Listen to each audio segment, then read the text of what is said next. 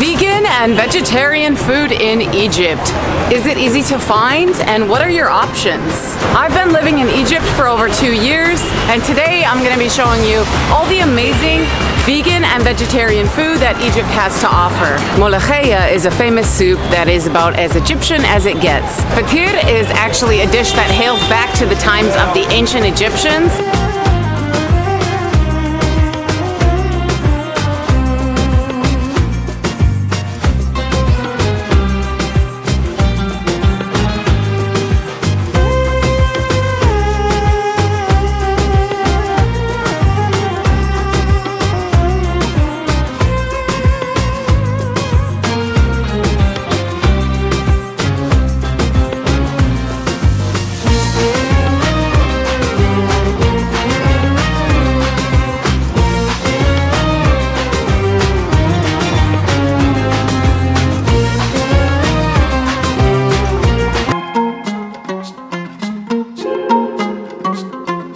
I've actually made more detailed videos about most of the dishes I'm going to be briefly mentioning in this video.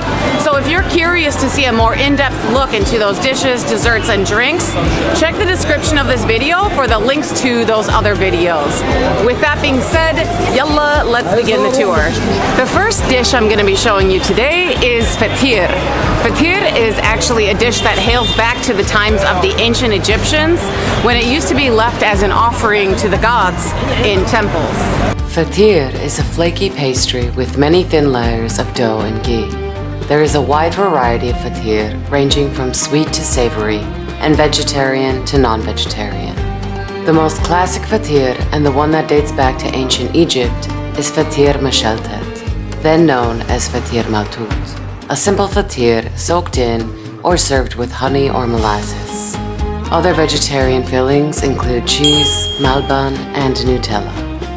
The second dish I'm going to be showing you today is the famous kosheri.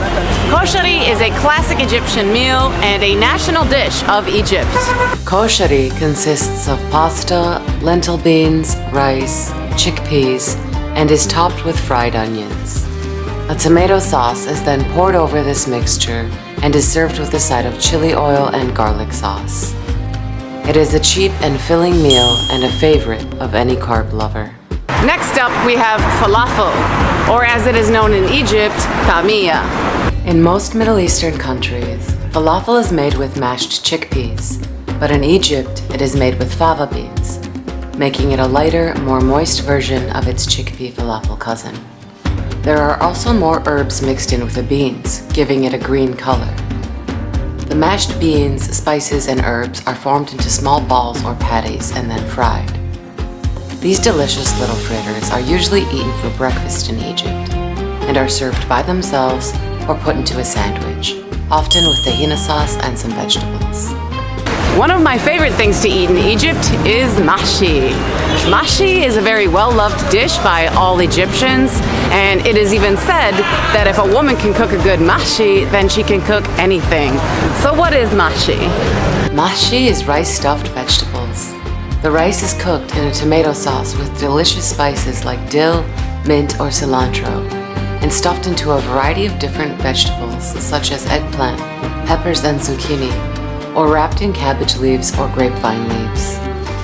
While mashi, or dolma in other countries, may sometimes have meat mixed in with the rice, mashi in Egypt rarely has meat in it. And in fact, in the 2 years I have been living here, I have never seen meat in mashi. However, mashi many times is cooked in a chicken broth, and although it is possible to be cooked in a veggie broth, it may be difficult to make this request clear at restaurants. So be aware of this factor. A staple of the Egyptian diet, eaten for breakfast and considered another national dish of Egypt, fool is next on the list of vegan and vegetarian foods today. Fool is simply stewed fava beans, often served out of a large metal pot, and is accompanied by a variety of spices and sauces, such as cumin, lime juice, and garlic oil. It is served in a small dish with a side of bread or put into bread to make a sandwich, and can also be eaten alongside fries, boiled eggs, or salad. In Egypt, it is known as the nail of the stomach because it takes a while to digest and will keep you full for hours. Shuka is another dish that some people eat for breakfast in Egypt. Shakshuka in Cairo usually looks like scrambled eggs with chunks of tomato, though I have heard in Alexandria it is the more traditional poached eggs in a tomato sauce. Whatever way it is served, it is still a delicious meal and another option for vegetarians in Egypt. Musaka is a hot and tasty vegetable dish whose recipe was found dating back to a cookbook from the 13th century. Another delicious dish originating in the Levant, Musaka is made with lightly fried eggplants and peppers, then slowly cooked in a tomato sauce that is bursting with flavors of garlic, onion, cumin, and other spices. The end result is a rich, flavorful, and mouth-watering dish nobody can resist. Mlea is a famous soup that is about as Egyptian as it gets and dates back to the times of the pharaohs. Mlea is made from jute mallow leaves, giving it a distinct bright green color and a certain consistency one could liken to egg whites. Because of this slimy consistency, many foreigners find it a bit off-putting, but it certainly holds a special place in the heart of Egyptians. As is the case with Mashi, this dish could be made using veggie broth, but it is likely made with chicken broth, as Mlea is typically served with chicken and rice. All you can do is ask your server about the base of the broth and hope he understands. The soup also has a distinct flavor of garlic, as garlic and coriander are fried in ghee before adding the liquid. Lentil soup is next on the list, or as it is called in Arabic, shorbet adz. A simple yet delicious soup containing lentils and some spices. This soup is served with a lime wedge, sliced onions, and crunchy pita chips. This soup is great to eat at any time and another favorite of mine during winter. But if you are vegan, be sure to request no butter, or zibda as butter is called in Egyptian Arabic, as many times they will add butter to give it a creamier texture and richer taste. Okra stew or tajin is another dish that one can find on the vegan and vegetarian items found within Egypt. Okra stew, many times listed under tajins on a menu, is a hearty tomato-flavored broth filled with chunks of okra. Although many times served with meat, it can be found with no meat or requested without meat. However, as is the case with a few of the other dishes mentioned earlier, the broth may be meat-based, so watch out for that. Bread is a major staple of the Egyptian diet. So much so that the word bread in Egyptian Arabic, aish, comes from the word life. The most common bread one will find all over Egypt is aish baladi.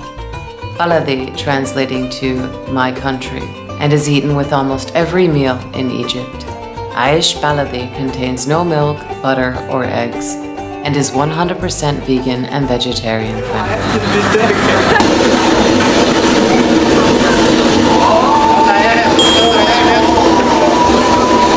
Basada is an ancient Egyptian dish, and some historians believe that the name Basada originates from the hieroglyphic word bisauru, meaning cooked beans. Basada is simply split fava beans, onions, garlic, and fresh aromatic herbs and spices.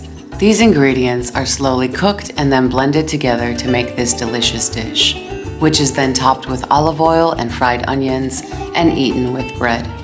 Egyptian basada is not to be confused with the Moroccan basada, which consists of the same ingredients but has the consistency of a soup, whereas in Egypt, it is more like a dip.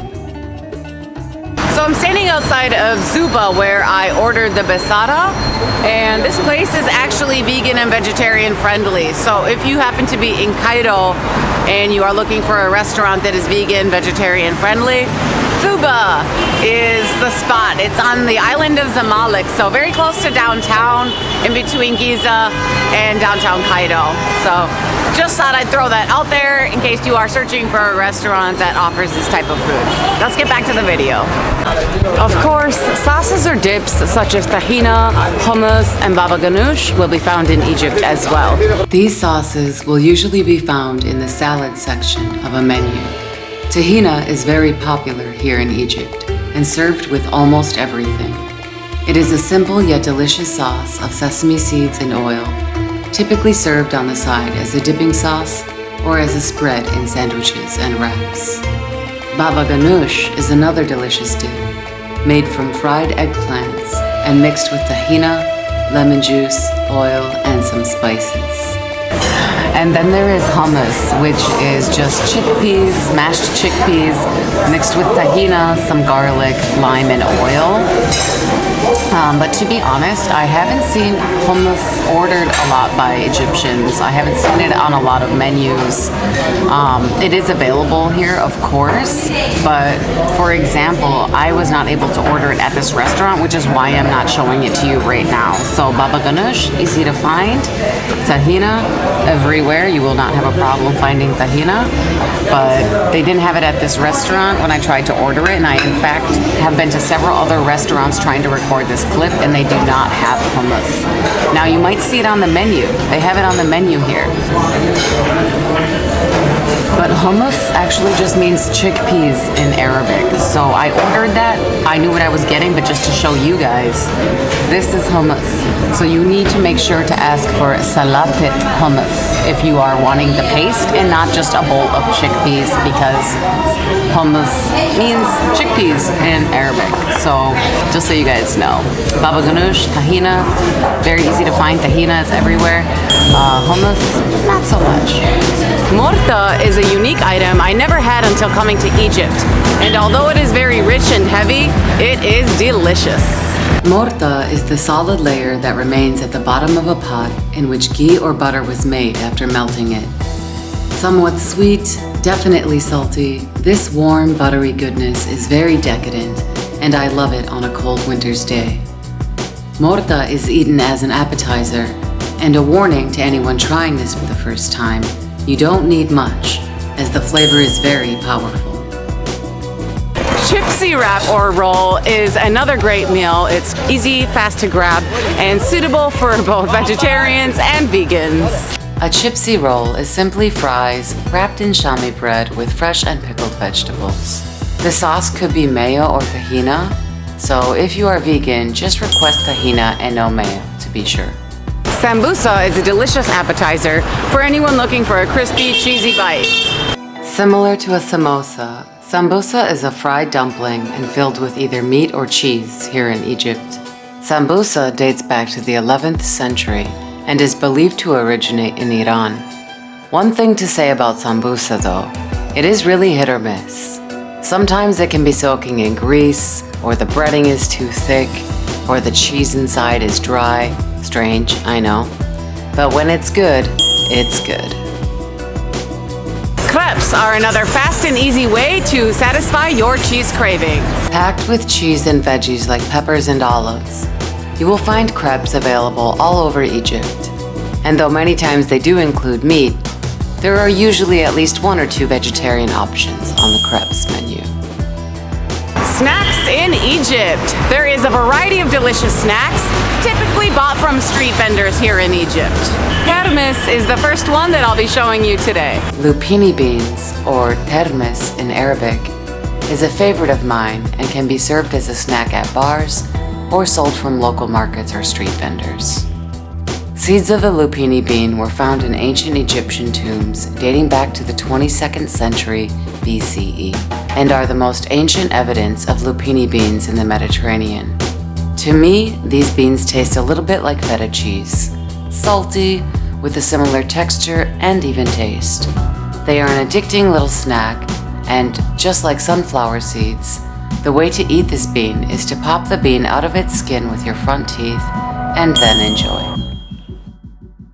The next snack is roasted sweet potato. Found from street vendors all over the city, this is another favorite of mine during the winter months. Freshly cooked and piping hot, the smoked flavor is very heavy in these sweet potatoes, or patata in Arabic. And as someone who loves the taste of anything grilled or smoked, it is heaven. And then there is grilled corn. You'll find these street vendors all over the city as well, and in particular on the side of busy roads and in crowded areas. No explanation needed here, it's grilled corn, and who doesn't love a good grilled corn on the cob? Omali is one of my favorite desserts here and a national dessert of Egypt. It can be served either hot or cold, but it is best served hot. Omali is an Egyptian bread pudding, typically made with a puff pastry and sweet milk, as well as thick cream on top. It can be flavored with cinnamon and may contain raisins and nuts. Omali has an interesting history, which I explain more about in the full video I made about the dessert. Konafa is another extremely popular dessert here, originating in the Levant, but brought to Egypt over 1,000 years ago during the Fatimid era. Konafa is a thinly spun phyllo pastry soaked in a sweet sugar-based syrup called atar. It's crunchy on top, and because of the syrup it is soaked in, is very sweet. It can be served simply as is or filled with cheese or cream. But most often in Egypt, I have found it to be filled with cream and not cheese. Additional toppings one might find in Konafa, particularly during the month of Ramadan, when Konafa is in even higher demand and people get more creative with it, are mango, chocolate, or nuts. Basbousa is next on the list of desserts, and this one originates in Egypt. Made from semolina batter and soaked in sweet syrups such as rose water, orange flower syrup, or simple syrup, Basbousa is another delicious dessert that will satisfy any lover of sweets. Sahab is a delicious drink you can find here in Egypt, as well as other countries around the Middle East, and one can find it at cafes around the country. Sahab is a thick, sweet drink made from milk, water, and salep powder, which is obtained from the dried tubers of an orchid flower. The dried tuber flower acts as a thickening agent and gives the drink a consistency of a thin pudding. Toppings can include nuts, cinnamon, grated coconut, and raisins. This thick, sweet, and warm drink is perfect on a cold winter day and reminds me of Christmas. Hummus al-Sham is another hot beverage and popular drink in Egypt. Although you are able to find it at any time of the year, it is more popular during the Egyptian winter months. Hummus al-Sham is a hot, tomato-flavored drink with spices like cumin, garlic, and pepper in it, and sometimes chili powder, which gives the drink a nice, spicy kick. At the bottom of this drink, you will find a fair amount of cooked chickpeas waiting to be eaten. It reminds me a lot of a Bloody Mary, without the alcohol, of course, and is served with a lime wedge and a spoon. This spicy little soup-like drink will definitely warm you up and, with all the spices in it, wake you up as well.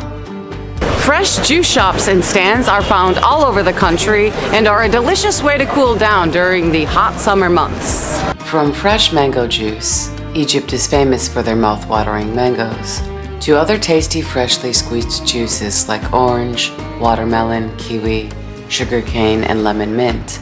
From smoothies like banana milk or guava milk, to avocado smoothies and date smoothies. Fresh juice shops are something I love about living in Egypt. Just make sure to request little or no sugar if you don't want them to add it. Something worth mentioning for this video, Coptic Christians make up about 10% of the Egyptian population, and for 40 days before Christmas and 40 days before Easter, they abstain from eating chicken, fish, dairy, eggs, meat, so they basically have a vegan diet. These fasting periods are called Sayyam, and you will find a lot of Sayyami menus at restaurants. So you have a lot of vegan options available during those times of the year, as well as other times throughout the year that they are fasting. So those are just some of the vegan and vegetarian foods that you will be able to find in Egypt. Of course, I have not mentioned everything. That's quite impossible to do. You have other great desserts like atayef, zelabia. You have other foods like rice and grilled vegetables.